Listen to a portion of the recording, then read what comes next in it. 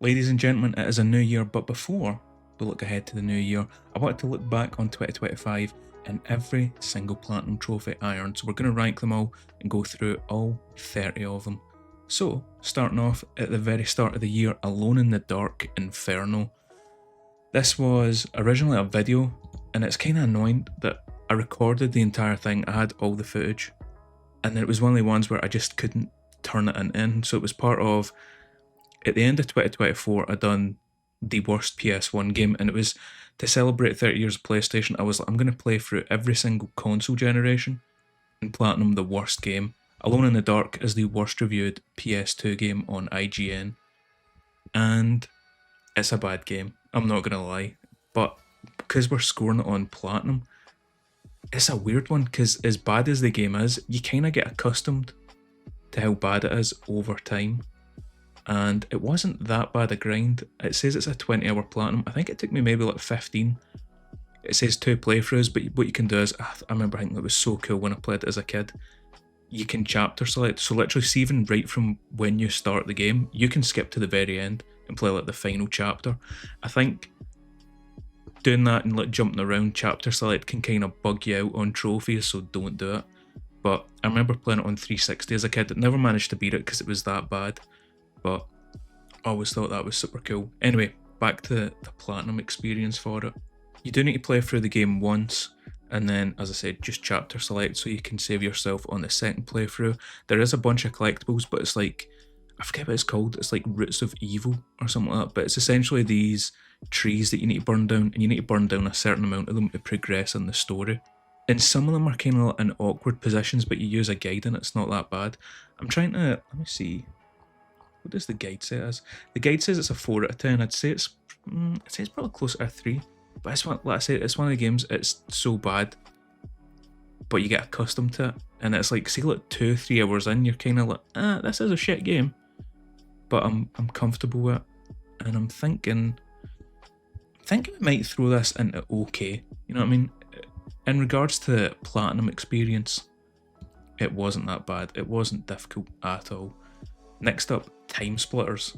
As you can see, Time Splitters, in fact you can't see my mouse cursor, but Time Splitters 1, 2, and then later on in the year, I managed to get Future Perfect. They added the Time Splitters trilogy onto PS Plus Premium, and I loved Time Splitters 2 as a kid. Me and my brother played through the campaign so many times. Never played Time Splitters 1 though, and from what memory serves, I don't think that was that difficult a platinum either, because yeah, Time Splitters 1 wasn't that difficult. I'm pretty sure you get like the challenge mode as well, but it's literally just play through the campaign on normal, then do all the challenge levels.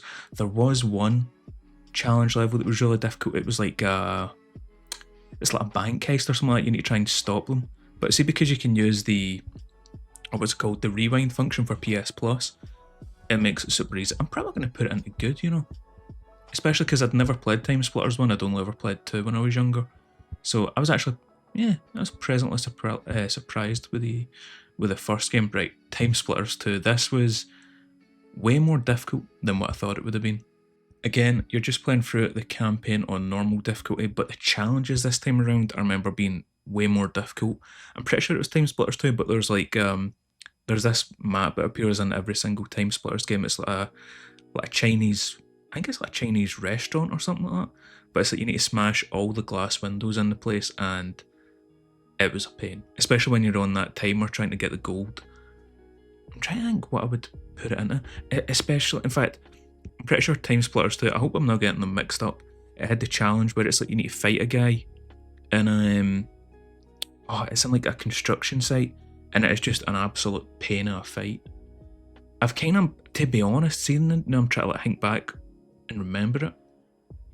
Time Splitters 1 and Time Splitters 2 I might be getting mixed up. I remember the stories, but see, when it comes to the challenges, they all just kind of like mold together into one, just solely for nostalgia's sake of playing through the Time Splitters 2 story. We're going to put it into good, because you know what, I did have a good time with Time Splitters 2, and another game that I had a good time with, Dead Cells. I was shocked at how much I actually enjoyed this game. So this was a game that we played on the podcast as part of the PS Plus book club, and it was actually John Callum who came on as a guest, recommended it as one for us to play, and it's one of the ones where just looking at it, I was kind of like, It's described as like a Metroidvania roguelike. So it's like when you die, you get set back to the very start, but there's also like upgrades and stuff like that that you make. You actually get to keep no matter throughout all your deaths and stuff like that. And genuinely, just like the combat is so fun. Like, just playing through the game and then like getting the new weapons for each level, and you can go different paths. I can't tell you how surprised I was at how much I enjoyed this game. I think it's either a 7 or an 8 out of 10 in regards to platinum difficulty on the trophy guide. It is as difficult as you want to make it. I think at launch it'd have probably been like, mate, honestly, I might put it like an 8 or a 9 if you had to do it legit. But they added, I think it was like accessibility modes or something like that it was called. But essentially it was like if you die, instead of going back to the very start of the game, you go back to the start of the level. You can unlock the map. So like when you're playing through the game, instead of slowly finding out the map and where the exit is and where the upgrades are, you can have the full map displayed straight away, so you know, okay, this is like the best route to get to the exit fast. These are all the upgrades. There's a wee chest here for my weapons and stuff. It's like, just gives you the optimal way to play through the game. And then there was also other stuff you could choose where it was like, I think you could lower enemy health and also how much damage they done. So it essentially gets to the point where you can just one-shot enemies and they can't kill you. It makes it super easy. So for my first playthrough, I was like determined. I was like, I want to do it legit. I want to get it done. And then every time you beat the game, you get I think it's a boss cell it was called. And then at the start, you then you can add the boss cell. I think it was called a boss cell. You add the boss cell in and it makes the enemies way more difficult. It just adds more enemies, new different types of enemies. The game gets really fucking difficult. So I was like, you know what? I'm actually enjoying my time with this game, but I don't think I'm good enough to like play with all these boss cells on. So I don't know if it was 1 or 2 boss cells I had on. I'm not gonna lie, I feel like it was pretty early on. I was like, you know what? I'm having so much time with this, I'm just gonna put all the sliders down and make this super fucking easy on myself, because it means I get to spend more time playing the game. And I did get the platinum. I think that was actually like a really cool platinum pop as well that I got. It's like you kill an enemy with a lift. So I just like froze them, ran over, started teabagging on the B button, and then the lift just comes in and kills them. But Dead Cells, honestly, an amazing game. And thanks to the accessibility sliders and all that stuff, you can make the platinum a super easy experience. It's going in amazing. I honestly cannot tell you how much I loved my time with Dead Cells. And then onto the next one, House Flipper. So the vast majority of the House Flipper Platinum was done, I want to say like November, December time. This was like my kind of chill out game where it was like you just put it on, you switch your brain off, and you're just painting. You're just painting walls in a house, you're knocking walls down, you're adding furniture, you're doing wee jobs for people, installing like radiators and stuff like that. It's just such a nice, chill, cozy game. But if I remember right, there was like 1 or 2 trophies that were glitched. Yeah, so I just pulled up my PSMP. It was the Geek and Wall Street Shark trophies that were glitched for me. But from what I've seen online, nobody else really had to see it to have that issue. And what it is it's just for selling to like specific people. So it's like, let me go through them. There's like I'm a Belieber, so it's like a guy that's pure into fashion. You need to sell a house to him. Geek, I'm not a genius, but I'm smarter than you are. That's for selling to like the smart guy, Wall Street Shark. You get the idea. Then there's like trophies for selling to each specific type of seller. And despite the fact that I'd already sold it to them, the trophy wouldn't pop, which was mad annoying. But House Flipper was such a chill game. There is a lot of DLC trophies, so if you've got 100% profile, maybe stay away from it. I'm trying how many hours I spent, but let me pull up the trophy guide, see what that says. That says it's 15 hours to platinum, which, yeah, it might be. In fact, also House Flipper had this cool thing where they had nods to it. They had like the Breaking Bad house, the 2 flats from Friends. There was like a Dragon Ball Z house. It was like a wee house on an island, and it had to be Dragon Balls. There was like a bunch of references to like famous TV shows and movies and games. Oh, in fact, the flat from Silent Hill 4 was in it as well. So it was just like such a good wee game. Yeah, you know, it was a good game. platinum experience, it was good. It wasn't like amazing, blow your socks off, but I enjoyed my time with it. Next up, Full Throttle Remastered. This is a point and click game, but if memory serves, there was a bunch of missable trophies. So I originally bought Full Throttle. That might be a 10-year platinum, you know. I'm wondering what PSNP says in regards to how long it took me. No, it's not. It's Grim Fandango is the point and click game that I started like 10 years ago, which I should probably get back to, just for the sake that it's a 10-year platinum, because it's a great game. But I'm a sucker for a good point and click game. This was one that I bought and I started it and just never really got into it. I think it was because how many missable trophies there are. So I was like, you know what I'm going to do? I'm just going to like use a guide and smash it out. I think it's like 2 hours, if even that, 2-3 hours max to get the Full Throttle. Oh, in fact, it was there's a trophy where you need to like, I'm going to do a horrible job at explaining this, but you kind of get lost when you get in. There's like a wee bit where you go through roads, you get lost there. In terms of platinum experience, but does it go into bad? Because to be honest, I never really enjoyed my time. I just like done the platinum for the sake of getting it out of the road. Yeah, you know what? I wouldn't go back and do it. And I would only recommend if you wanted an easy platinum. Another, this one, this one, spoiler, is going to be going in bad, Kona. So this should be a 10-year platinum if memory does serve me correct. It is, what's PSNP saying? 6 year. Damn. I've got 10-year platinums on my mind. I thought this was a 10-year platinum, but apparently not. I bought this because it just seemed like such a cool idea for a game where it's like you're a detective in Kona, which is like this, I think it's in Canada or something like that, but it's like snowed.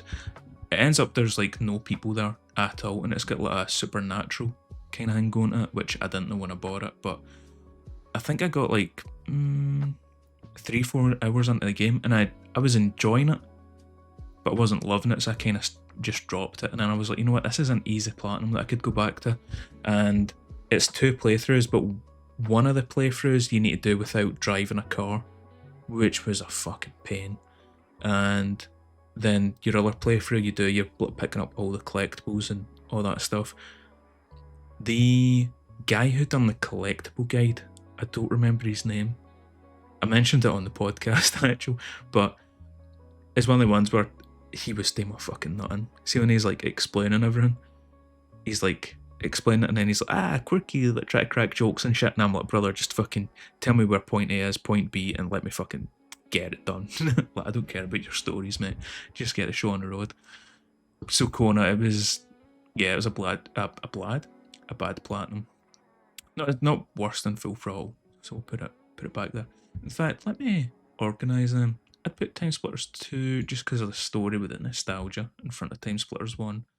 House Flipper probably in front of Time Splitters. There we go. Just so it's a bit clearer. Next up, Job Simulator. I'll put it in good behind Time Splitters 1. I bought a VR headset and I should have known what was going to happen. I played it for like a weekend and then put it back. I haven't touched it since. I think I spent like I didn't mean that. I think I spent like £120 or something like that on it. And I was like, you know what, fuck it. If I use it, I use it. If I don't, I don't. And I ended up not using it. I did get one VR platinum though before it gets sent into the cupboard, and that was Job Simulator. It was really easy, but it's also just like a kind of fun experience. It's one that like kids could play and enjoy. What was the different jobs you do? You do like an office job, a mechanic, working in like a grocery shop, like a Quickie Mart kind of fucking thing. Trying to remember what else. Oh, like a chef, because there's like a TV crew comes in. I think that's it. Was it only 4 jobs you do? I can't remember, but it was a fun experience, and it's one of the ones where you just kind of fuck about and you take the piss with it. It was a good time.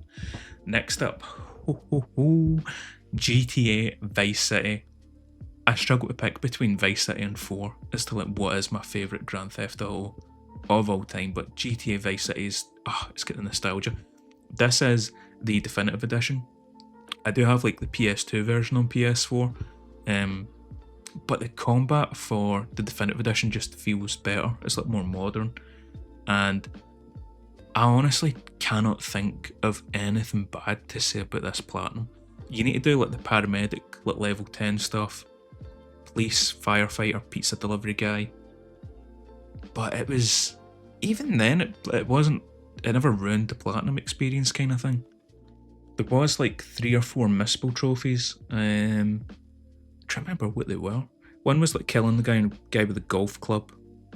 There was one where it's like if you didn't know about it going in, you would be fuming because it's like 75-80% of the way through the story, and it was like jumping. There's a mission.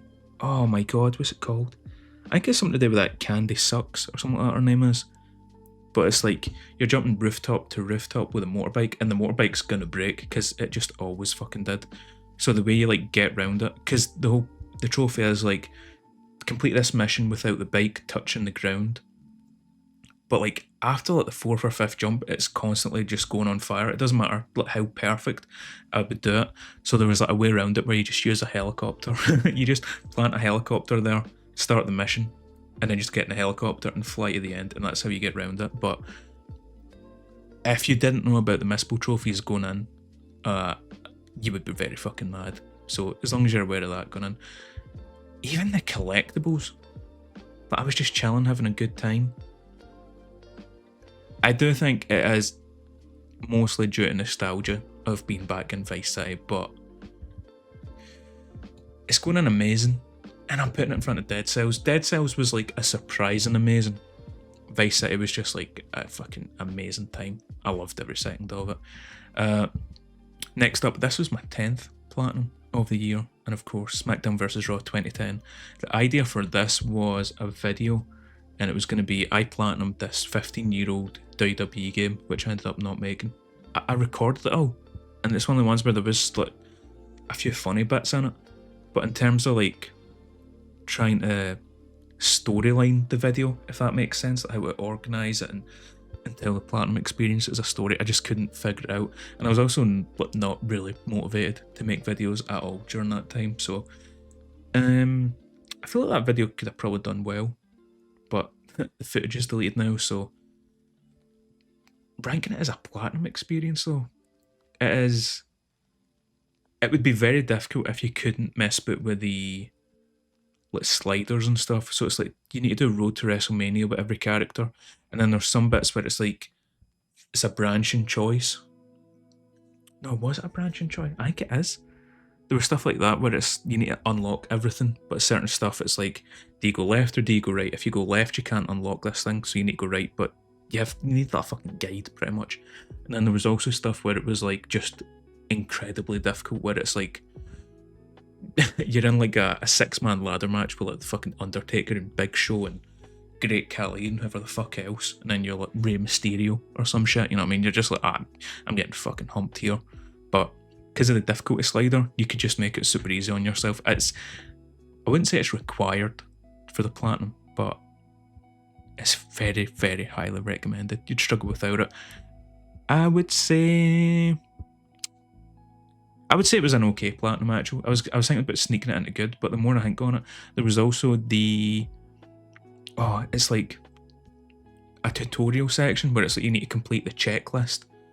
Oh, that was just, I want to say it was a grind. It was, but it wasn't like some insane, horrible grind kind of thing, you know what I mean? It wasn't a ridiculous grind, it was just like, oh, come on the fuck, like this is just annoying. So I'm gonna sneak it into bad, but it's like at the top of bad. It's virgin on okay.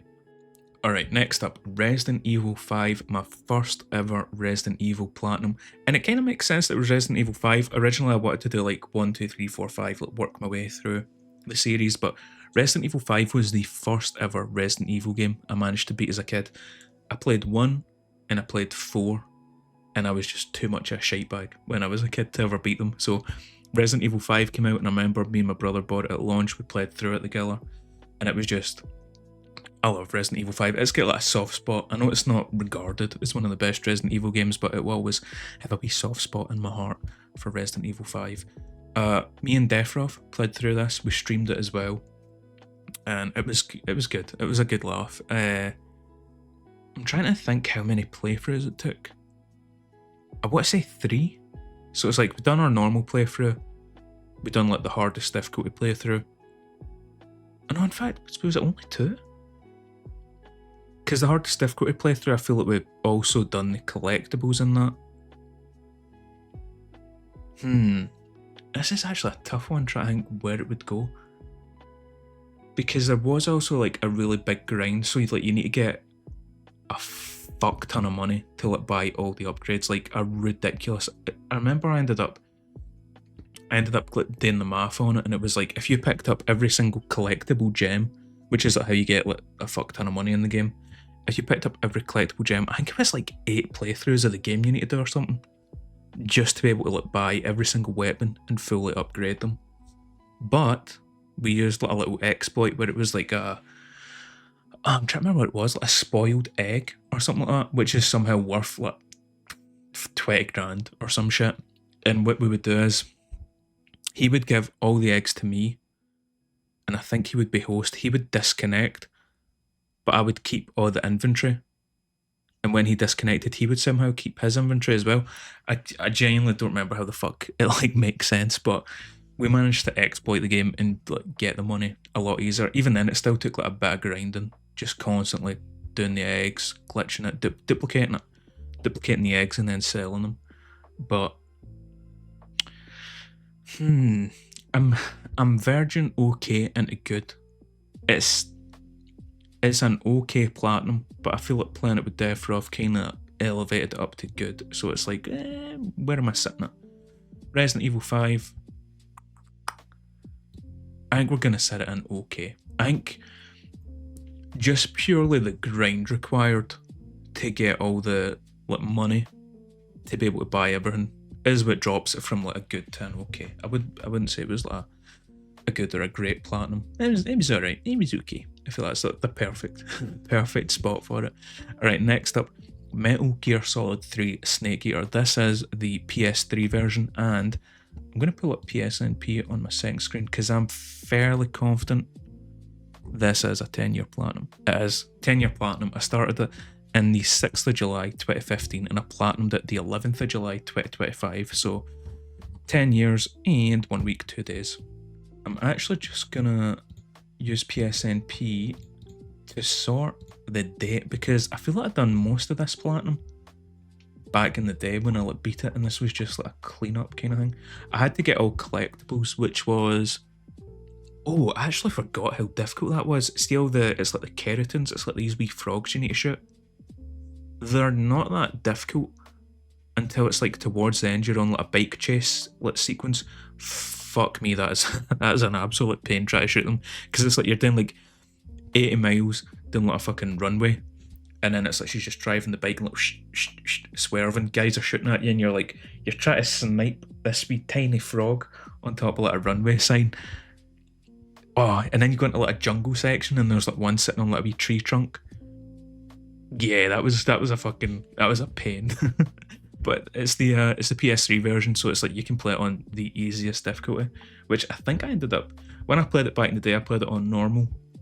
But I had like my brother with me. I think he was in the room, and he's like a massive Metal Gear Solid fan. He was like, like go here, do this. Oh, this is how you beat that guy. Like he kind of held my hand through it. So I'm trying to see what I had to do. Collect, oh yeah, every type of fruit, medical plant, frog, the mythical serpent. Kill the end. Oh yeah, you need to get all the camouflages and hold up the end. Which was, I thought it would have been way more difficult than what it was. Obviously I was playing on easy difficulty, but it was one of the ones where it's like, growing up I'd always heard like how hard a boss fight that is. So like, on my first ever playthrough, I just used the, what's it called? You just change the time on your PlayStation, so it's like, I think if you wait 2 weeks in real life, the game clock kind of thing will just go, he's died at old age. So that's what I'd done on my first ever playthrough. So on this one, I was like, oh no, I'm dreading like A, having to fight him, and then B, having to like hold him up, just because I imagine that's fucking solid, because like, I could not find him when I done it on my first ever playthrough.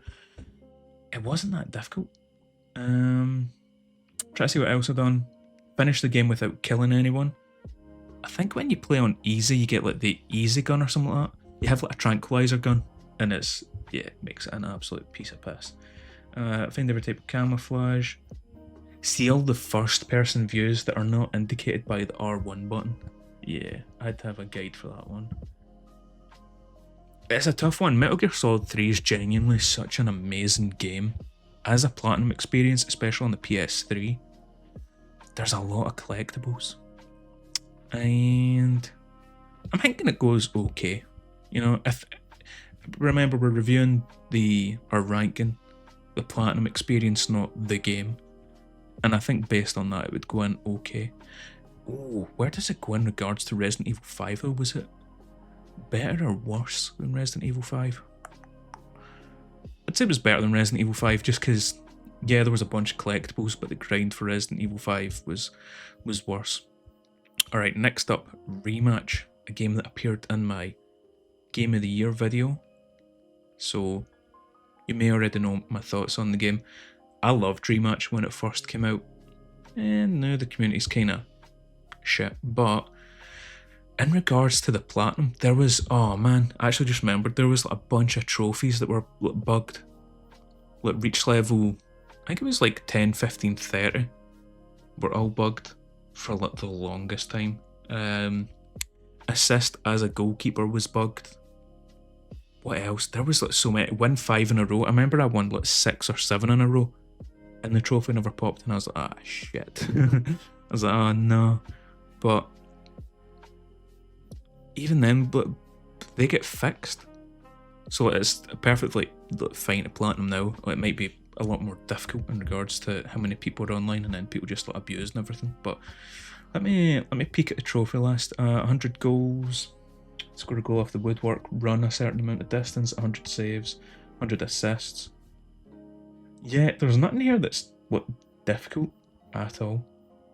The only one that I could see it being hard would be win 3 matches in a row. Which even then, that's just kind of like RNG. There was one I thought it was like win 3 in a row in ranked. Maybe it's just win a ranked match, but I don't even see that right now as I'm like trying to skim it. Oh yeah, there is competitor win your first ranked match. It's going in either good or amazing, I'm not gonna lie. What one it goes in, I am not sure. Damn, it's tough because, like I said, I really, really love Rematch.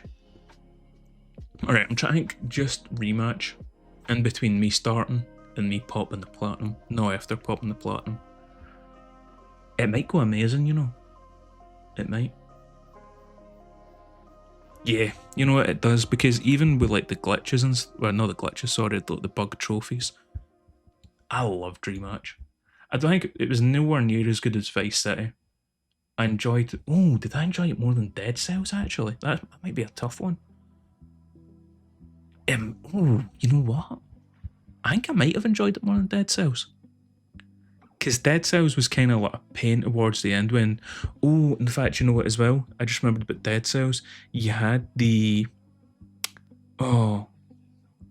What was that enemy called? Conjunctivitis. You need to beat him, which is a boss fight that was fucking pain in the hole, but you need to like beat him without taking any damage. That was fucking solid. That was difficult.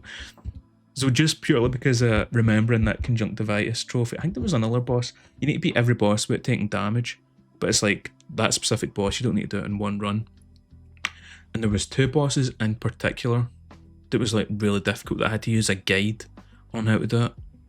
And there's nothing that difficult in Rematch, so I would put Rematch above Dead Cells just purely on that. Next up, Viewfinder, which was like a cool indie game we got. I don't remember what month of PS Plus it would have been. I want to say like September, October kind of time. But this was a unique game, like a fun puzzle game. I only get playing through the story. I only get stuck on one puzzle, and it was like I don't know how to describe it. It's like a battery on top of a pillar. I don't want to spoil how you complete it, but it's one of the ones where I was like, oh, yeah, I'm a fucking idiot. That does make sense. It's such a unique experience of a game. And for the platinum as well, I mean, you could knock it out in like 2 hours, 3 hours max, I want to say, with a guide, but obviously like play through legit and actually experience it. The challenge maps I did get stuck on. I ended up just going like, fuck this, I'll just use a guide for them. But playing through the actual story was good. I would say, yeah, I say it would go in good, you know. And it was a fun, short, little, easy platinum. And I like little puzzle games where it gets you thinking and you kind of need to think outside the box. So it's going in good. Whereabouts in good does it go though? That's the thing I'm thinking right now though. Yeah, I'd put it above House Flipper. Just because it was more fun. You know, House Flipper was like a very chill experience, whereas Viewfinder, I was enjoying myself. Oh boy. Oh boy, oh boy, oh boy. Next up, Tony Hawk's Pro Skater 1 and 2. If you've listened to the podcast, you you probably know where this is going. I'm probably going to do a video on it, just like ranting. I've been saying for like months I'm going to do it, but it's one of the ones where I've just never really get round to it or been like, I wouldn't say super motivated. It's just the idea of like sitting down and like try to like not do a script, but bullet point my thoughts. So I've got like the outline of a script and then I can just kind of like riff off of it. But Tony Hawk's Pro Skater 1 and 2, I fucking loved that game. Honestly. Tony Hawk's Pro Skater 3 and 4 came out in like July time, I want to say. And it took over my TikTok feed and I was like, oh, see just like the noises of like landing the kickflip or like doing a grind or whatever. I was like, oh, nostalgia. It's like tickling something in my brain. And I was going to buy it and then I was like, oh shit, we got Tony Hawk Pro Skater 1 and 2 on PS Plus. Like, why would I buy it when I can just like play 1 and 2? So I was like, I'm going to do it. Played through it and I was like, oh, I fucking love this game. I was like, you know what? I want to spend more time with the game. I'm going to slowly just see how far I can get. And then it got to the point where I'd like pretty much done everything apart from like the grind to level 100, and fuck, that grind is absolutely horrible. And also it's like it totally ruins the experience because everything else in regards to that trophy list was good. So it's like you need to play through Tony Hawk 1 and 2 and like complete everything, like 100% each level, find like the hidden collectibles, all this other shit. And I was like, that's cool. You need to do it, I think, with 3 or 4 different people. Which I was like, you know what? It's not that much of a piss take, considering I think the roster's like 20 people or something like that. So I was like, yeah, fine. Well, I was enjoying my time with the game. And also it's pretty easy to run through each level, especially when you've done it like once or twice. You're like, yeah, I know exactly where I'm doing it. And also I get really fucking good at the game. I'm not gonna lie. You can play it online against people. I might still have the footage actually. In fact, I should do. Because I don't think I deleted the footage just so I can do a video on it. But like, I was shit hot playing the online against people. Like, I was constantly first place. And what was the other thing? Oh, the get there's. So there's like, you need to complete all the gaps, all the get there's, and then the hard get there's. Like get there's. So like a gap is like jumping from say point A to point B, right? You jump off here, you land here. Get there's is like combining different gaps, and then hard get there's are fucking solid. Like there was like 1 or 2 that took me legit like 45 minutes to an hour to try and do it. The mall, school, and I think that was the only difficult ones off the top of my head that I can remember at least. But even then, it wasn't that bad a platinum experience. It was a challenge, right? Nothing wrong with a challenge, but I think I had completed everything, and it would be in my notes that I could go look at, but I'd rather kind of just do this video off the top of my dome. I want to say I was around about level 60 something, like maybe 65, and you need to hit level 100.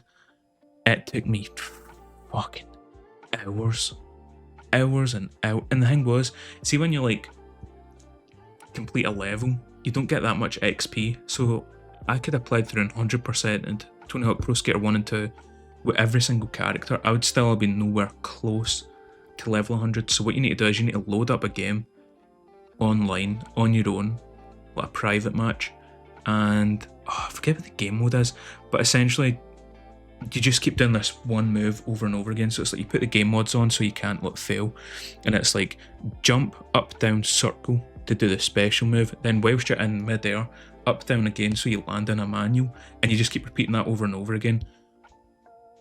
I got like I got like a pain in my thumb and in my wrist. My PS5 controller got stick drift because of it, like just constantly doing it. I want to say I'd done just that one move constantly for like, it might have been like 14 hours or something ridiculous. Like, I had like TV shows and movies on in the background, so I'm kind of like, this is my main monitor, this is my second monitor. I'm just like this, like kind of playing the game through like the corner of my eye as I'm just like watching shit, just distracted watching YouTube videos. And genuinely, it was such a horrible experience. It was such a good game, just ruined by that ridiculous fucking grind at the end. And because of that, you made me buy a new fucking PS5 controller. So because of that, you're going into the awful tier, which is a shame, because like I said, I fucking loved Tony Hawk Pro Skater. Even all the difficult stuff, I still loved it. But when they made me do that grind level 100, it was just not worth it. Fucking hated it.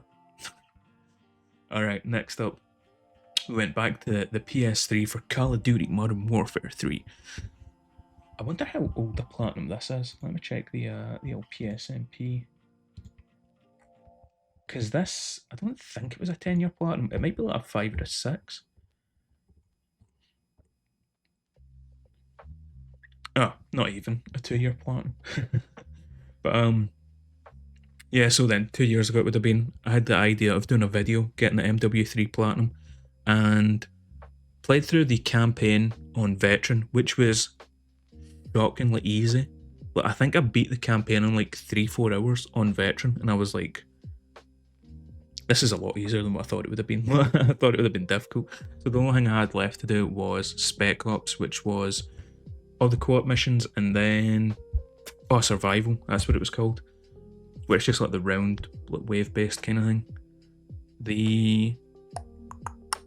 Me and Leon done the co-op, which was good. Played through it on Veteran. You got to do it on hardest difficulty, but like, not to beat my own dick here. I mean, somebody's got to fucking do it, but I'm good at FPS games. Leon's good at FPS games, so it wasn't that difficult. I think there was only one mission that we actually found hard, and even then, it's because you're like stuck stationary in a helicopter. It's like, that's how the mission starts off, where you're shooting out a heli. So it wasn't that difficult. The survival stuff also wasn't difficult, reaching round 15. The only thing was, you need to... I'm trying to remember what it was. You need to buy and use every single gun in the game for the survival levels, and buy everything as well, which means you need to hit max rank on your Spec Ops level. And because I played MW3 on the 360 back in the day, I was level 0, so I was starting off from nothing. And even after doing all the Spec Ops missions on Veteran, I'm trying to... You end up... I'd done all the Spec Ops missions on Veteran, I'd done all the survival stuff to level 15. I think I was level 30 or something like that, and you need to hit level 45. So what you'd need to do is you need to boot up the very...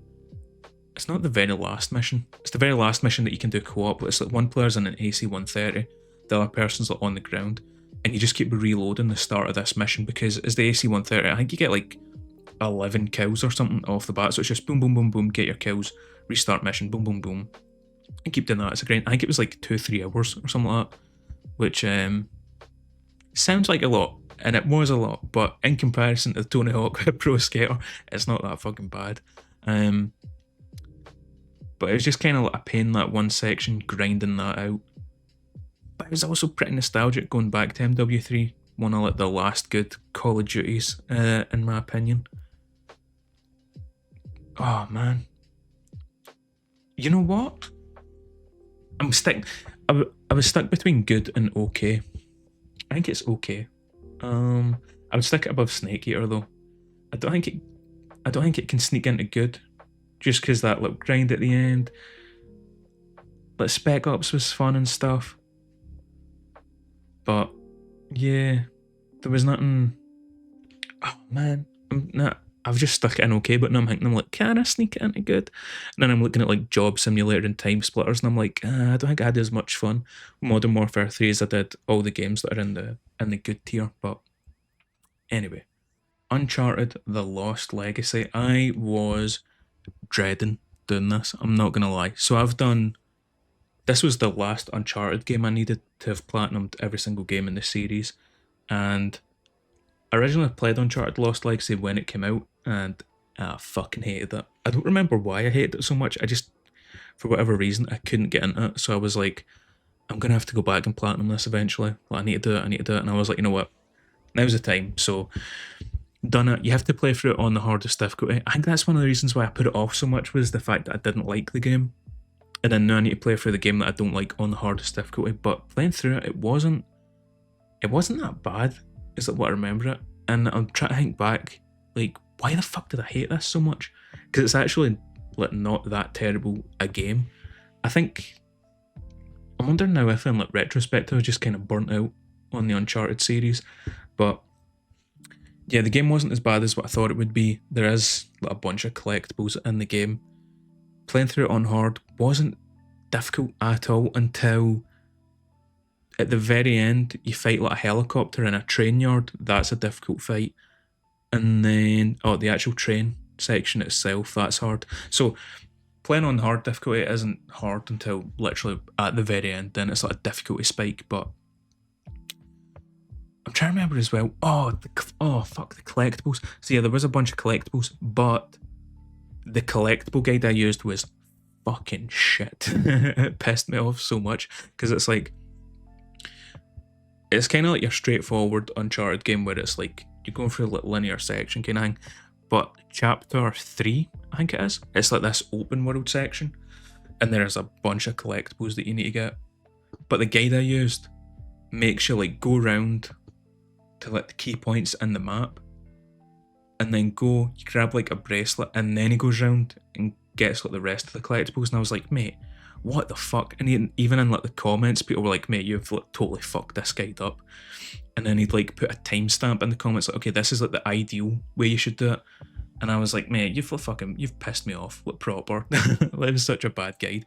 But it makes you like go around all the key points, go back up, put all the stuff in so you can get the bracelet, and then you like go back and revisit the key points. And it's like, mate, I was here 20 minutes ago, 30 minutes ago, like picking up all this shit to get the fucking bracelet. Why did you not just have me get the collectible that's like literally right beside it whilst I was here? You have just wasted my fucking time. But yeah, there was a few other bits. I'm trying to remember if there was any misspells. I think you need to like stealth some sections. In fact, yeah, so it was like a playthrough and a half kind of thing was what I had to do. So it was like first playthrough, hardest difficulty, get all the collectibles. Then second playthrough was you need to get to, I think it's the end of chapter 3 without shooting anyone, like melee only. So mate, fuck even attempting that on the hardest difficulty. But ooh, where does this go in regards to like good and okay? I'm wondering, you know what? I was going to say just because of the surprise factor, how much I enjoyed it could sneak into good, but I don't think it does. When I look at all the other games that are like in just okay, I don't think it's better than any of them. I would actually say it's probably in between Resident Evil 5 and Metal Gear Solid 3 in terms of like how much I enjoyed the Platinum experience. Alright, next up, The Thing Remastered, a game I played back on the Xbox, like the OG Xbox back in the day. Never managed to beat it, but I decided to live stream myself playing through this game, and it was a good time. I'm not gonna lie, I love The Thing. It's like one of my top 5 movies of all time. It's up there. And it's a really easy platinum as well, so it's just like play through the game and all collectibles. You can do it in one playthrough. I think it's Optinib, the Optinib guide. It might be, I was gonna say it's like a 2 hours. He might have done it in like an hour and 10 minutes. And he uses like speedrunning like strats and stuff like that, but I would recommend play through the game legit once, because it is like a very short game. I think it was like 3-4 hours it took me to beat it, and even then like, I'm walking around kind of like taking in the environment and shit like that, so I probably could have beat it a bit quicker. But play through the game legit. then use the Optinoob guide to get all the collectibles. It's going, you know what? It's going on amazing. I loved my time with the thing. Genuinely, it was like such a good wee experience. Then next up, all these games are these next 4. This would have been around about just before Novemberish time, because my PS Plus Premium was running out, and I was like, you know what? I've not really been using PS Plus Premium, so I'm gonna downgrade when my PS Plus expires, which was like that month. I was like, I'm gonna downgrade, so I'm gonna like quickly smash out a bunch of platinums that I wanted. So Alone in the Dark, I'd already done obviously earlier in the year on Alone in the Dark Inferno, and then the year before I had done Alone in the Dark 2024, 2023, whenever that fucking game released, which I hated. But I was like, I want to get every single Alone in the Dark platinum. So Alone in the Dark 2, I used a guide the entire time. I don't remember how long it took, but it was like it was a very easy platinum. But it's one of the ones where I was playing through it, I was like, I don't have a fucking clue what's going on with the story. I don't know how you, like, I don't think I could have beat that game without a guide, if I'm honest. I think I would have just got lost. So I'm like leaning, I'm like, does it go bad or does it go awful? Because like, I never really enjoyed my time with the game. I kind of just switched my brain off and followed the guide the whole time.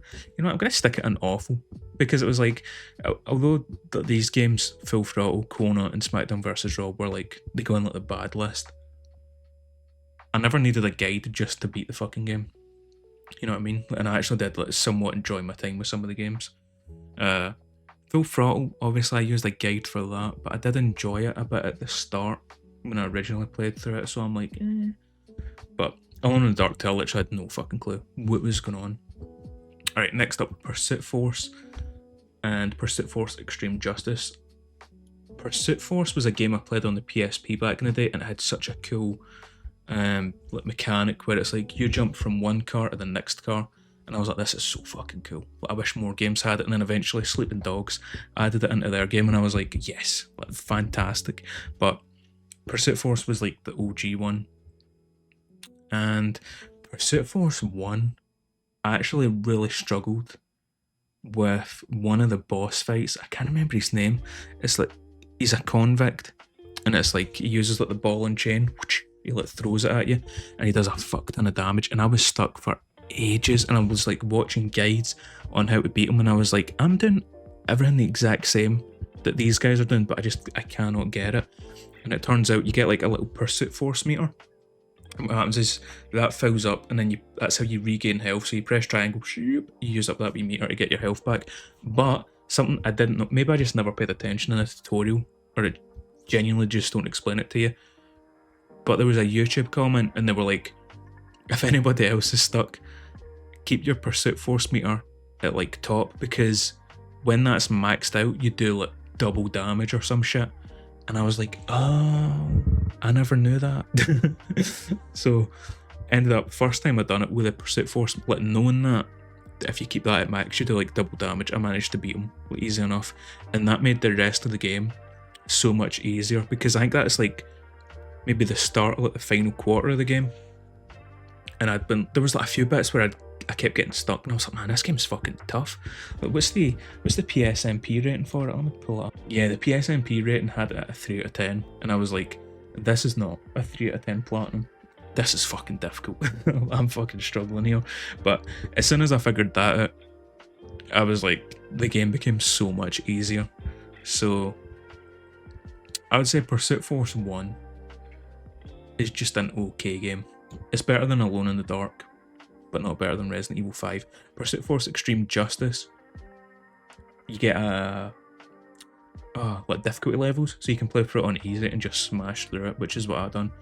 And this is actually, Extreme Justice was the one that I played back in the day on the PSP, so it's got that little bit of nostalgia to it. And yeah, I pretty much just ran through this game. There was nothing difficult about this at all. I'm trying where I would put it. I'm thinking it's going in okay, but it's like, is it better than Resident Evil 5 as a platinum experience? Yes. I was gonna say no, because I was like, oh, but man, I had so much like my enjoyment level when playing through it, co-op with Leon, Resident Evil 5 would be like at an 8 or a 9 kind of thing, whereas Extreme Justice maybe like peaked at a 7. But then I'm trying to like balance it out with like all the grinding that you had to do in Resident Evil 5, and I'm like, okay, Extreme Justice as a platinum experience was more enjoyable than what Resident Evil 5 was. Would it be more enjoyable than Uncharted Lost Legacy? Probably not, actually, but it can stay where it is.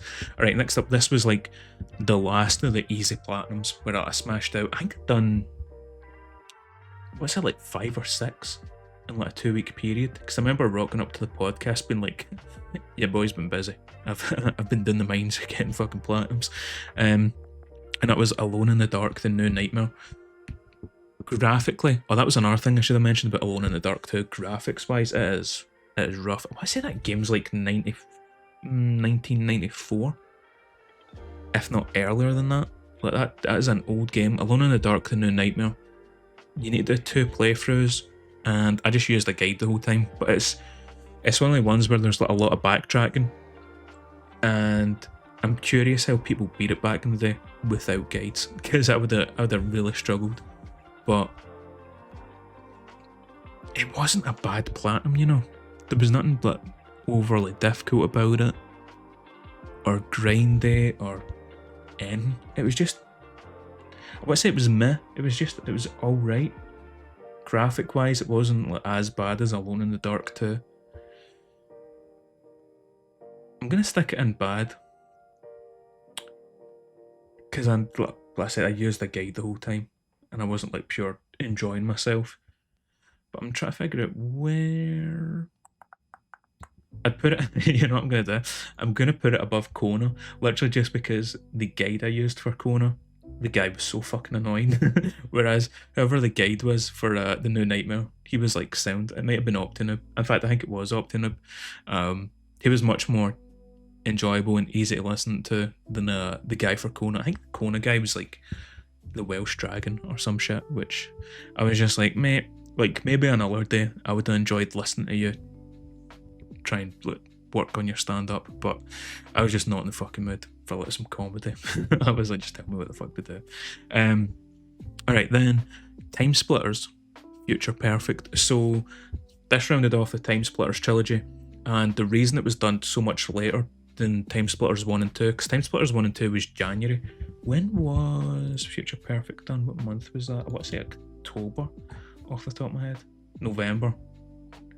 Alright, so the reason it's done so far away was I remember seeing a forum post and they were like, Time Splitters 1 and 2 are really easy platinums, but Future Perfect is really fucking difficult. And I was like, oh man. I was like, I kind of struggled with like some of the challenges on 1 and 2. So if this guy's saying 1 and 2 is easy and Future Perfect's like the hardest by like a good fucking margin, I was like, I'd want to like, get annoyed. I'll just put this off onto the back burner and get to it when I get to it. But it's the easiest, like by far it is the easiest Time Splitters game. Also the story was much more enjoyable, like how it's like him from the future coming back and helping, and it's like, it's just so well done. And like there was honestly so many times where I actually had like a proper good laugh throughout the game, where I was like, this is actually funny, but you've actually made me chuckle. But yeah, and the challenges weren't difficult either. There was only one challenge that was hard, and it's you need to do curling, like, where the little stone across the ice, and then you, with a brush, you need to do that. But all I did was I watched the guide and I was like, okay, so this is where the power meter's at, this is where he's pointing at, okay, I can kind of like gauge off that how to do it. And then as soon as I seen someone else do it, I was like, okay, this is easy. So Time Splitters Future Perfect, it's I'm stuck between good and amazing. It's definitely, it's better than Time Splitters 2. I was like surprised at how much I enjoyed Future Perfect. I think also because going in I was like, oh fuck, I need to do this on like the hardest difficulty. The challenges weren't that hard. You need to beat the final level on hard difficulty, only the final level, because it's like one of the trophies is unlocking all characters, which you can get by doing all the challenges and stuff. You would get it naturally going for the platinum. The only thing that you would need to keep an eye out for is doing that final mission, on the hardest difficulty, which isn't that hard. It's literally just a single boss fight, which when you kind of you know how to do the fight, it's pretty easy. Especially again, you've got the rewind function. I'm gonna stick it in. Oh man, I'm so torn between amazing and good, because it would literally be at the end of amazing, or it's like at the very start of good. That's where it's like it's sitting at. I'm gonna stick it in good. I kind of want to keep amazing as like a more exclusive club, but Time Splitter's Future Perfect. I fucking loved my time with that game, and like I said, I was surprised at how much I enjoyed it. Next up, this is the last of the PS Plus premium games, Indiana Jones and the Staff of Kings.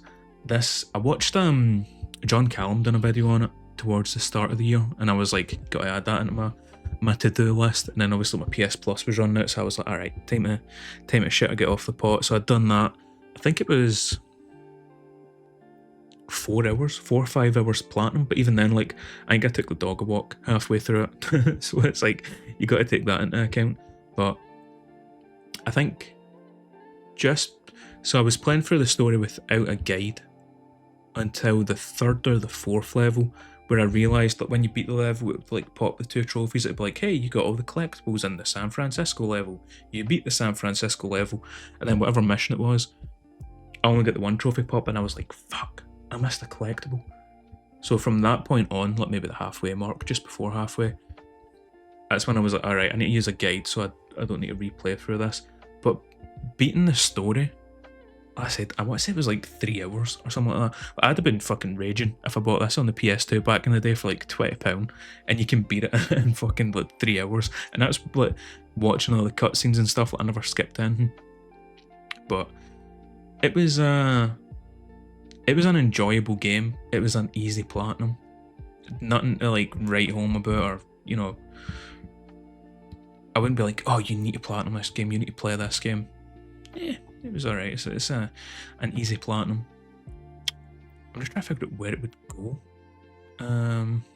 It's not going in bad, but in regards to okay, I would put it above Alone in the Dark, but not above Pursuit Force. That's it. It was a really short, easy platinum. I also get lucky as well, because the final boss fight, you're like chasing a guy on a bike, and the trophies for not getting hit by lightning or some shit, it's like complete the fucking final boss fight without taking any damage, and I was like, cool. I did take damage, but I still get the trophy pop. So I was like, result. I don't know how difficult that would have been if you had to do it legit. It's probably not a fucking pain, but anyway.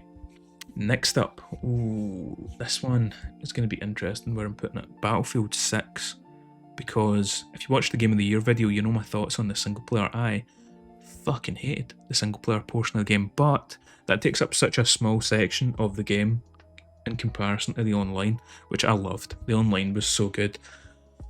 But then when we're talking about trophies, there was some grindy trophies, especially since your boy done the 1996 revives legit. Oh, you know what? I'm struggling to think where I'm putting this, because I'm trying to think here, because if I'm doing it solely off the trophy list, right, it might go into bad, just because 1996 revives, as a support, you need to play as that one class and grind out all the revives. And I hate when a game forces you to play a playstyle that you don't use, or that isn't you, kind of thing. So it's like, get 100 kills with a sniper rifle as a recon, that makes sense. Like, it would take you like, what, a fucking hour or something like that to get 100 kills. It's like, in previous games they had it where it's like, you just get a wee taster, like, taste the recon, taste the support, taste the assault class. And I like that, whereas this one where it's like, it's forcing you to play as a support for so fucking long, just grinding out their revives. And I get it, it's like a wee Easter egg, because the trophy was like Nurse Lovejoy or something like that. 1996 revives, Pokemon got released in 1996. Nurse Lovejoy is a character from Pokemon. Like, I get the connection and why they've done it, but it's just such a fucking ridiculous grind. So I'm like, if we're reviewing it on trophy list, it goes into bad. But then I'm thinking like how much I enjoyed the game, playing with other people, even playing solo, like how much I enjoyed Battlefield 6. Obviously only the multiplayer. I'm like, does it go into okay? But like upper echelon of okay?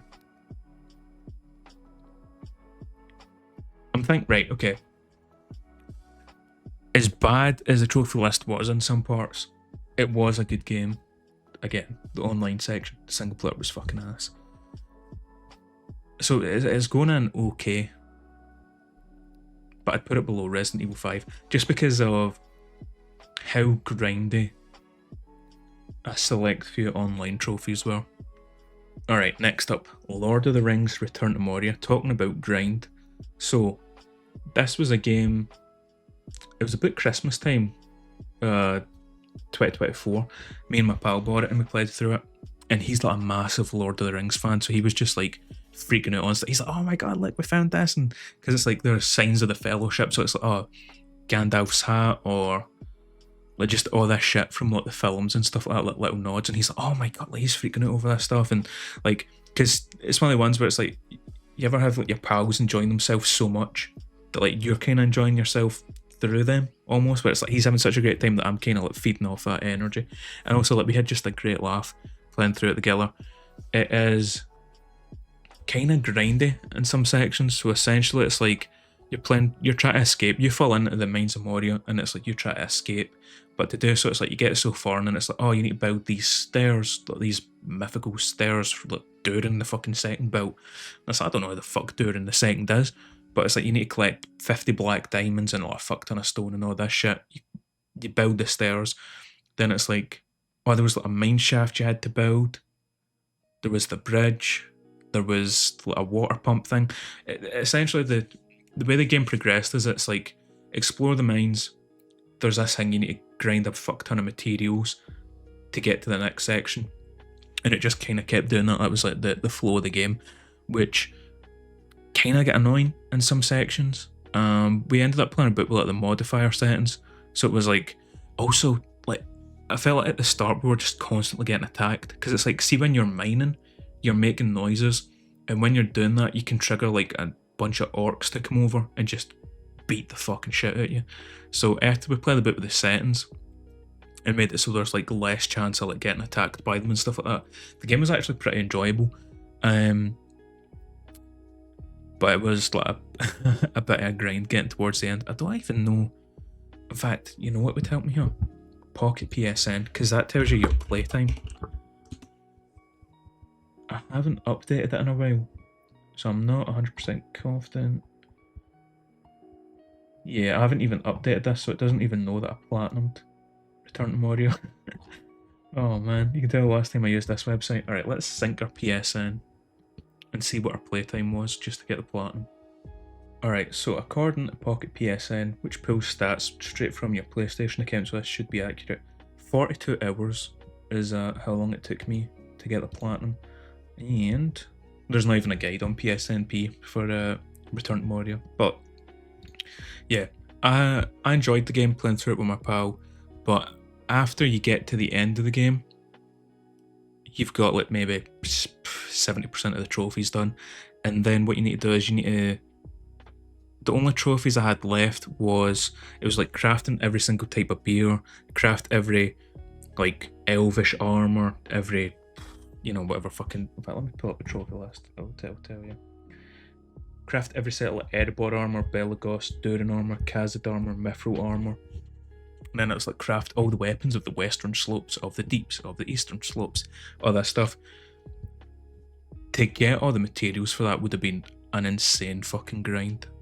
So that's kind of the reason why I ended up not going for the platinum. I kind of just left it there until somebody posted like a code to join like the dev servers where they've got like infinite, you know, mithril ores and all the stuff you need for crafting. And I was like, oh, I don't need to spend 20-30 hours grinding getting all these materials. I can just join this like server and craft everything straight away. So that's what I've done, and I managed to get it knocked out in like 5 minutes, that cleanup, which would have took, I don't even want to think how many hours that would have took if I had to do it legit. But I'm not sure where I'm going to stick it on the list. Alright, I think if you had to do it legit, it would definitely be going in awful just because how bad that grind would be. But I'm gonna stick it in good. I think if I was a bigger Lord of the Rings fan and like freaking out on all the stuff like the way my pal was, he was like, oh my god, like fucking explain the difference between like Durin the second and Durin the fifth and shit like that. Like he's like balls deep into Lord of the Rings lore, which I like Lord of the Rings, but I'm not that big into it. It's going up here, and I'm gonna stick it at the end of good, just because. Oh, in fact, I was gonna say I had more fun with it actually than I did probably a good few of these games. Yeah, I think that's right. In between Viewfinder and House Flipper, we'll stick it. Alright, next up. Spoiler for the Game of the Year video, but Split Fiction was my Game of the Year, and you probably know where this is going to end up going, but Split Fiction, I played through it with my pal. So he originally played through it with his bird, and then he was like, mate, he's not a trophy hunter, but he was like, I want to get the platinum. And also, me and you played through it a way out, and it takes two, so let's do it, let's do Split Fiction. I was like, alright, let's do it. So I played through it on the Friends Pass, and we done everything required for the platinum, obviously because he got it. And then I was like, oh, this will be easy. All I need to do is like buy Split Fiction, throw the disc in, and then it should auto pop, which it didn't. I had to like, I still had my save file, so I had done everything, but I just had to go back and like the collectibles is like sit on the bench, sit on, I think it's like 7 or 8 benches. You only need to sit on one, and then it like pops the trophy. Complete all side missions, you only need to do one. And also I have chapter select, so I can skip to the very end. And yeah, like excluding that, let's pretend that never happened. Split Fiction was genuinely such a good game, and I loved my time with it. The platinum, like every other Hazelight Games game, it's just straightforward and super simple. Well, in fact, saying that, A Way Out had like one or two that was kind of awkward, like when you need to interrogate the guy. Excluding that, it's a straightforward platinum. It's a fun time. It's going in the amazing tier, and I'm gonna put it in second place behind Vice City, just because Vice City was giving me that nostalgia. Like, I fucking loved it. I loved Split Fiction as well, but Vice City's just got that nostalgic edge over it that beats it. Next up, Peaky Blinders Mastermind. This was a game I originally bought, I don't even know how long ago. I want to say like 5 years ago, 5-6 years ago, with the idea of doing like a video on it.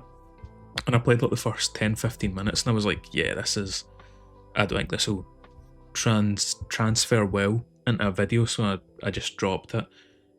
And then I was like, you know what? I'm looking for some like easy fucking platinums to kind of play, just knock out. So I played Peaky Blinders, ended up surprisingly loving it, like the way the gameplay mechanic is. So it's kind of like it's like a strategy game, but you manipulate time. So it's like you play. I don't even remember all the characters from Peaky Blinders. I only watched like two seasons, I think. Maybe I watched the third season. I wasn't super into the show, but it's like, is it Tommy? His name is. I don't even fucking remember his name.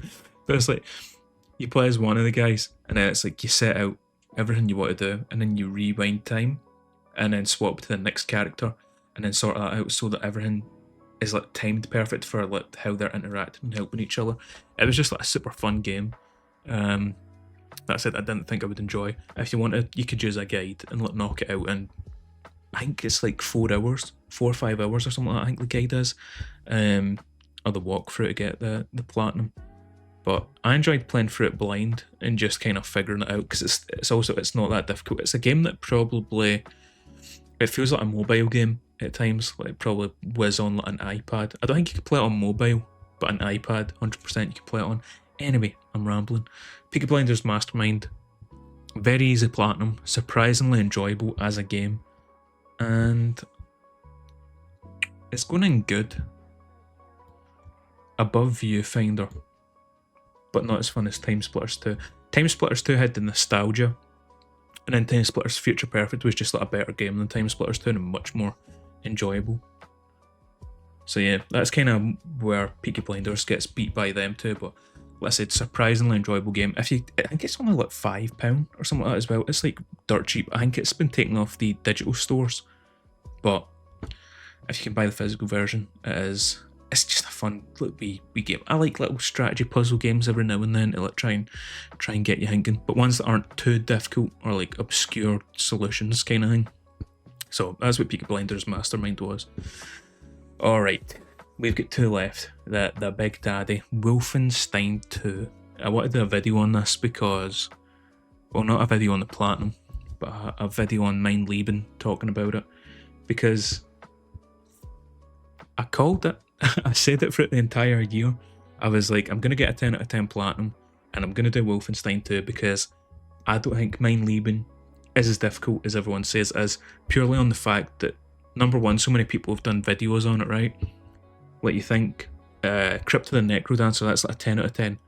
How many people have done videos on that? Like 1 or 2 people, like max. Whereas Wolfenstein 2, so many people have done the video on it. There's so many guides as well that I was like, I'm sorry, I don't think this many people that are like content creators can do videos on it and it'd be a fucking 10 out of 10. So, and I was right. I said it throughout the whole year on the podcast. Trophy Troy and Snamwiches, they were on as guests and they'd both done Mein Leben, and I said to them, I was like, I don't think it's a 10 out of 10. And they both said the exact same thing. They were like, Chris, not only are you incredibly smart and handsome, you are correct that is not a 10 out of 10. Mein Leben is overrated. And yeah, we knocked it out on stream. It does. The only thing with Mein Leben is, it's like your nerves for that final boss fight. You're like, oh fuck, I'm like 3 hours in, I'm 3.5 hours in, like, if I fuck this up here, this is like the worst time to fuck it up. But yeah, Mein Leben, overrated. And it's funny because I played Wolfenstein 2. Oh, when did I play it? Years ago I played it on PC. And I was like, nah, I'm not really feeling it. Then bought it on PlayStation and I was like, ooh, I don't like this game. Like, I played it back in July, I want to say. And I was like, oh man, I don't like this. Then I was like, start of December. I was like, I finally need to fucking get started on Wolfenstein 2. I'm a man of my word. I said I was going to platinum Wolfenstein 2. I need to do it. So I played through the game on normal difficulty. Even then, saying normal, I think there's 7 difficulty levels. And normal is like the second hardest. Second easiest. That's like where it is. And I died so many fucking times. And there were so many different sections, like the apartment fight, the where you plant the nuke, sections where I was like, oh my god, I don't know how I'm gonna do this on like the hardest difficulty, because I'm like I'm struggling on normal. Like, I've died 3 times in this fucking section. Like, how difficult is it gonna be on the hardest difficulty? Forget Mein Leben, just like on I Am Death Incarnate. And then same with the courthouse fight.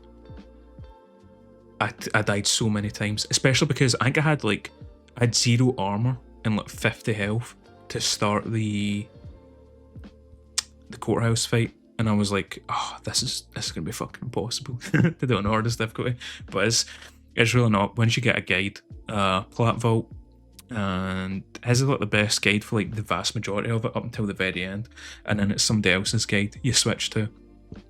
I can't remember the guy's name off the top of my head. I've got it written down in my notes for when I do my Mein Leben video. And even then, the Mein Leben video was just going to be like me talking about Mein Leben and how it's vastly overrated. But back to it, I didn't like Wolfenstein 2. Then, doing all the runs and like practicing for Mein Leben, I weirdly built up this appreciation for the game. And I actually do like Wolfenstein 2 now. Also, there was stuff that I was worried about. I think it was like collect 1,000 helmets. I was like, fuck me, that's going to be like an insane grind. I think it was 20 minutes. 20 minutes it took just running this same route and then reloading checkpoint, running the route and picking up the helmets. It was not difficult at all. As a platinum experience, ooh, I'm putting it in amazing. Fuck it. It was really good. And like I said, it's also like super ultra rare. It's one of the ones people look at it and they go, oh, he's got Wolfenstein 2, that's fucking cool. It's like so vastly overrated. Don't get me wrong, like I don't think just anyone could do Mein Leben. I think as long as you're like good at FPS games, if you've beat like a Call of Duty on veteran, you can do Wolfenstein. And like I said, it's just that final section of like, don't let your nerves get you and don't fuck it up. You know what I mean? Because I remember I was like, oh fuck, here we go. Especially because you're on stream, you're like, oh man, see if I fuck up here. This is going to be embarrassing. But Wolfenstein 2, it's not as difficult as what people say it is. And hopefully I'll have a video out on that in the next month or two talking about it. Because I want to do Tony Hawk Pro Skater 1 and 2 as well. And then Wolfenstein 2, I've still... It's one of the ones I want to do a video on it, but I'm not sure how long a video would be of just me talking about the experience. You know, I'm like, in my head it's like, this is like a 5-minute section of me talking. How do I stretch that out into like a 10-15 minute video? Because I know me myself, like, if I see a 5-minute video, I'm not watching it. I'm like, I've got better shit to be doing with my time. Like, as soon as the video's done, I wouldn't have even done anything. You know what I mean? Like, then I'm having to look for another video, whereas like 10-15 minutes, it's like I can do something. And then fucking look for a new video. I don't even know if any of that made sense, but yeah, Wolfenstein 2 sneaks into amazing. Yeah, I think it sneaks in. I don't think it's better than The Thing, just because The Thing was like, it's got that nostalgia. I played it as a kid on the Xbox. I finally got to beat the game. It's also really easy, and it was a fun experience. Wolfenstein 2 was one where I grew to love it, but yeah, Wolfenstein 2, probably a surprise to some people, but it does sneak into the amazing tier. And then last, but certainly not least, my 30th platinum of the year, the final one, FC25. I did not think I would get this platinum, so I'd done the FIFA 23 platinum just because I was like, it's the final FIFA, and like I've played so many FIFA games and never even like, thought about platinum them. I was like, I need to platinum the very last FIFA. Like, I just got to. So I'd done that. And then I was like, yeah, I'll probably never platinum another FIFA again. But I played through FIFA 25. And I'd pretty much done everything, like all the Ultimate Team stuff. And everything else. I'm trying to remember all the other shit, like career mode stuff. Even though I don't like the new career mode, I was like, I'll just play through it to get the trophy, just to like clean it up and get the percentage a bit higher. And then the only thing I had left was like the pro club stuff, which I had no interest in, and I was perfectly fine just leaving it at that. And then Defroff hit me up, and he was like, mate, I need like one more person to like get the FC25 platinum. Do you want to help me? And I was like, fuck it, like, aye, sure, no worries.